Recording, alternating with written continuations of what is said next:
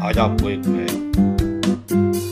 Joke सुनाने जा रहा हूँ। एक कॉलोनी में सक्सेना जी, शर्मा जी, गुप्ता जी और ठाकुर साहब रहते थे। ठाकुर साहब आए दिन कभी शर्मा जी को गाली बकते थे, कभी गुप्ता जी को गाली बकते थे।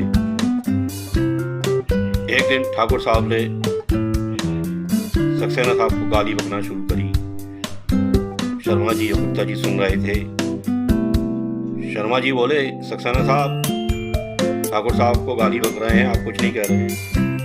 सक्सेना साहब बोले, भाई गाली किसने सुनी? शर्मा जी बोले, मैंने सुनी। अरे हो सकता है आपको गाली दे रहा हूँ। नहीं नहीं सक्सेना साहब, आपको दे रहे हैं।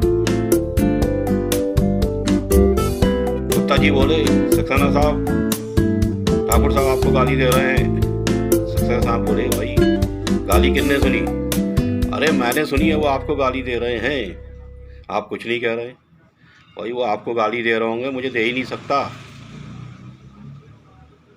सक्सेना साहब बोले, सुनो शर्मा जी, गुप्ता जी, और ठाकुर साहब को आप बेमतलब में पिटवाना चाहते हो।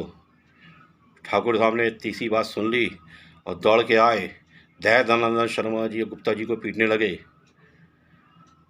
बेचारे दोनों पिट गए।